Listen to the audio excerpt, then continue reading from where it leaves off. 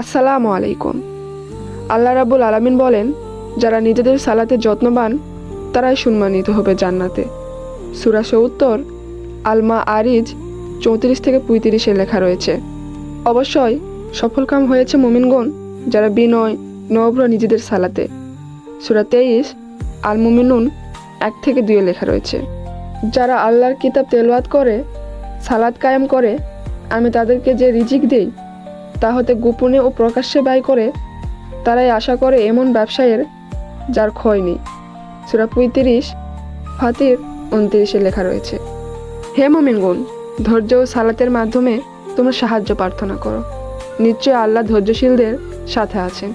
সূরা ২ আল বাকারা ৮৫৩।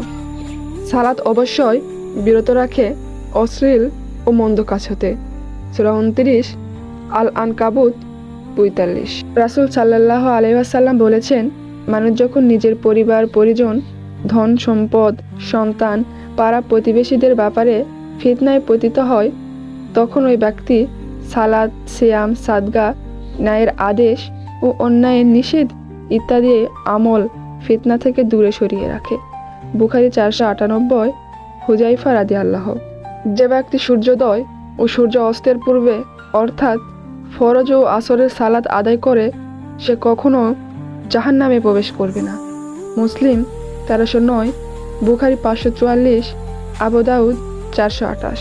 আজান দেওয়া ও সালাতের প্রথম কাতারে কি ফজিলত রয়েছে তা যদি লোকেরা জানত, লটারি ছাড়া এ সুযোগ লাভ করা যদি সম্ভব না হতো, তাহলে অবশ্যই তারা লটারি করত। জোহরের সালাত আদায় করার মধ্যে কি ফজিলত রয়েছে তা যদি তারা জানত, তাহলে তারা এর জন্য প্রতিযোগিতা করত। আর ঈশা ও ফজর সালাত জামাতে আদায়ে কি ফজিলত তা যদি তারা জানত, তাহলে নিঃসন্দেহে হামাগুড়ি দিয়ে হলেও মসজিদে তারা উপস্থিত হতো। বুখারী ৫৮৬, আবু হুরায়রা রাদিয়াল্লাহু। মুসলিম ৮৬৪। মুহাম্মদ সাল্লাল্লাহু আলাইহি ওয়াসাল্লাম বলেছেন, দুনিয়াটাই তোমাদের জন্য মসজিদ, যেখানে সালাতের ওয়াক্ত হবে সেখানেই তোমরা সালাত আদায় করে নিবে। আবু দাউদ ৪৮৯।